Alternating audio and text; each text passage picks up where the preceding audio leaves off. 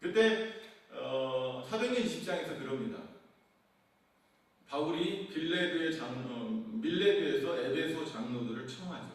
그리고서 뭐라고 얘기냐면 내가 떠난 후에 흉악한 이리가 너희 속에 들어온다. 그리고 너희 중에서도 제자를 끼워서 넘어뜨리는 그런 사람들이 일어날 것이다. 내가 그리스도께 받은 사명, 은혜의 복음을 전하기 위해서 목숨도 아끼지 않는다. 이런 얘기를 하면서 쭉 정리를 하죠. 사도 바울이 염려했던 자기가 떠난 후에 에베소 교회 속에 들어오는 다른 복음들, 신접한 복음들, 미혹행과 귀신의 가르침들, 니골라당의 교훈, 발람의 교훈, 이세벨의 교훈, 다른 교훈들, 이런 것들이 들어올 것을 염려하죠. 근데 아니나 다를까 교회 속에, 에베소 교회 속에 그것이 들어온 거예요. 그래서 사도 바울이 디모데를 에베소 교회에 머물게 합니다. 다른 복음을 들어오지 못하게 막아내는 것이죠. 온전히 그리스도의 복음만 들어올 것을 주문하는 것입니다. 그리고 디모데전서 4장에서는 경건을 훈련하라는 거죠. 바른 교훈으로, 그리스도의 교훈으로 양육받으라고 얘기합니다. 육체의 연습은 잠깐의 유익이 있지만 경건은 금생과 내생에 큰 유익이 된다. 전심전력하고 진력하고 그리고 땀 흘리고 또 참견하고 이런 단어들을 쓰면서 경건 훈련을 하라고 합니다. 자, 사무엘상 28장으로 다시 돌아가세요. 자, 하나님이 말씀하지 않으면 대답하지 않으시면 사람들이 신접한 여인을 찾아가게 되는 거예요. 복음 아닌 말씀 아닌 다른 것들로 그 하나님의 빈자리를 깨워 넣기 시작하는 것입니다. 그래서 우리의 설교가 세속화되는 거죠. 우리의 교회에 신접한 여인이 니골라당의 교훈, 발람의 교훈, 이세벨의 교훈이 들어오면 교회가 타락하시는 것입니다. 두아데라 교회는 안디바라는 순교자가 있는 교회죠. 그 교회는 그 사단의 위각, 사단의 재당이 있는 그런 곳에 교회를 개척했습니다. 영적 환경이 열악하죠. 사단의 공격도 많고 핍박도 있고 순교자도 생겼어요. 두아데라 교회 맞죠? 두아데라 교회죠? 버가모 교회. 헷갈립니다. 버가모 교회죠. 맞은가요? 버가모, 사단의 위가 있는 교회, 버가모 교회입니다. 근데 교회가 핍박과 순교를 통해서 없어지는 것이 아니에요. 한번 볼까요? 계시록.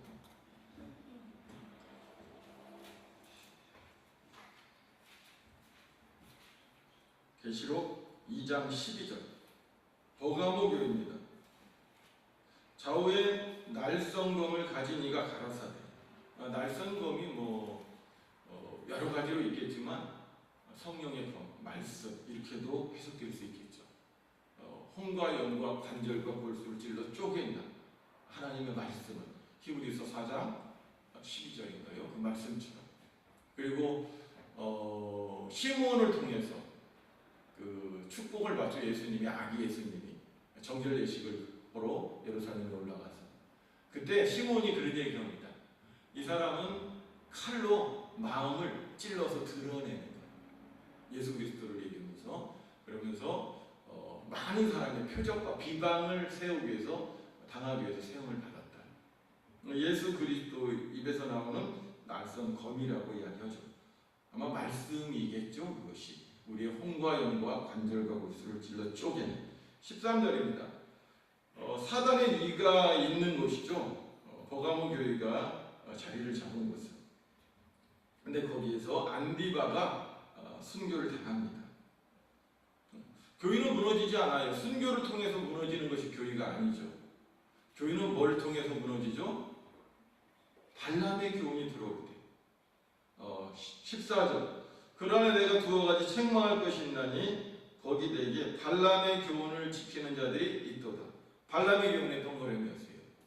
순교자, 핍박, 고난, 환난을 통해서 우리의 믿음은 더 굳세지고 예수 그리스도를 향한 우리의 기도는 더 뜨거워집니다.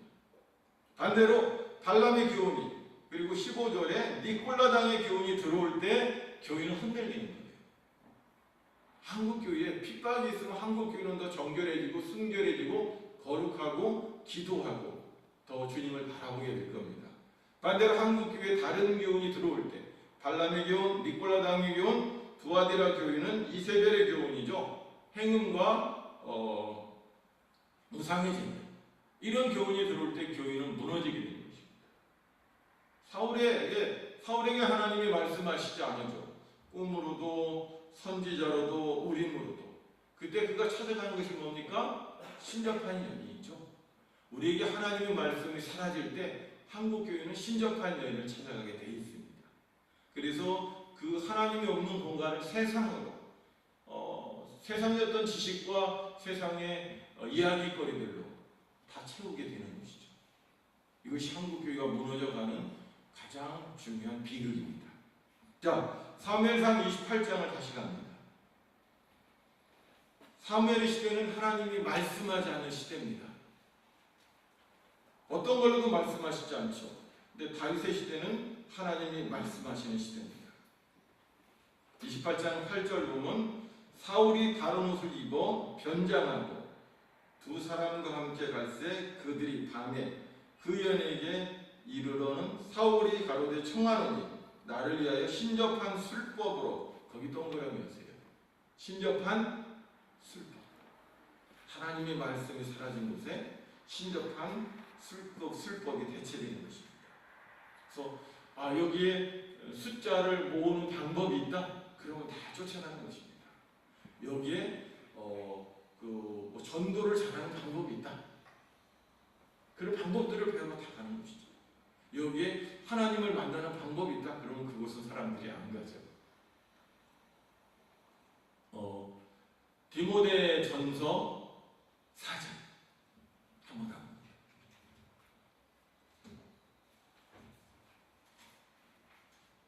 디모데 후서 4장.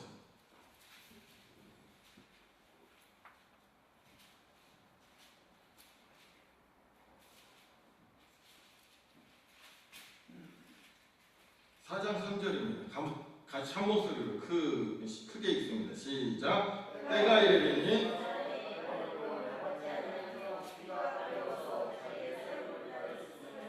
그러죠. 마지막 때의 특징이죠. 3장 1절 보면 말세에는 고통하는 때가 이를 것이다 라고 말씀하십니다.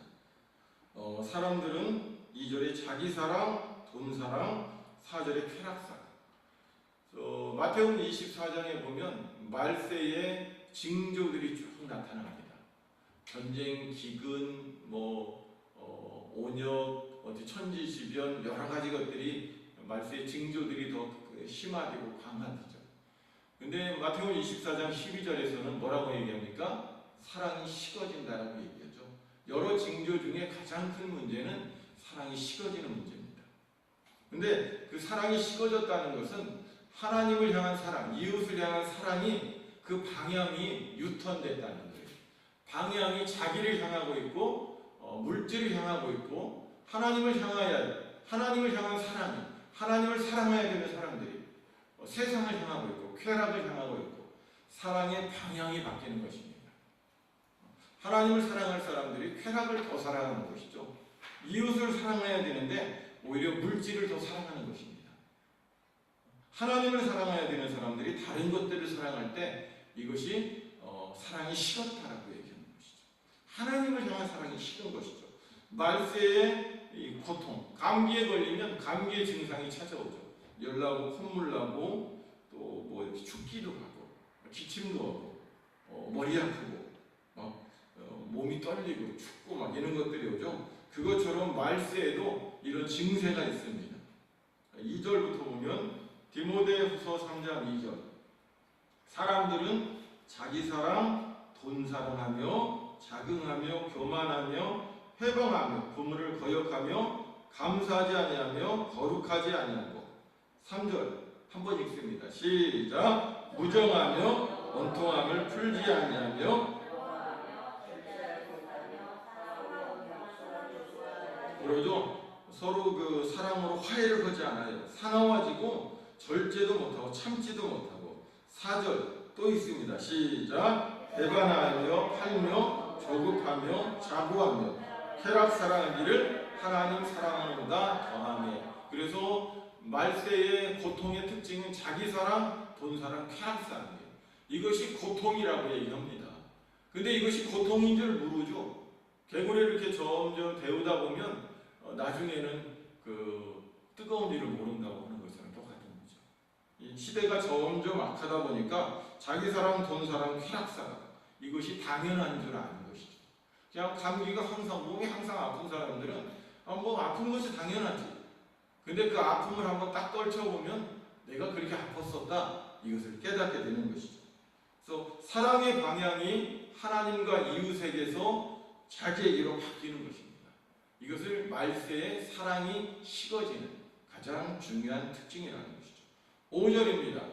디모데후서 3장 5절 읽습니다. 시작. 경건은 모양은 있으나 경건의 능력은 부인하는 자니. 경건의 모양은 있지만 빛과 소금의 능력은 잃어버리는 거죠. 교회들이. 그 시대를 향한 선지자적 외침들을 교회들이 잊어버리는 것이죠. 시대를 향한 하나님의 정말 눈물과 가슴을 교회들이 다 잊어버리는 거죠.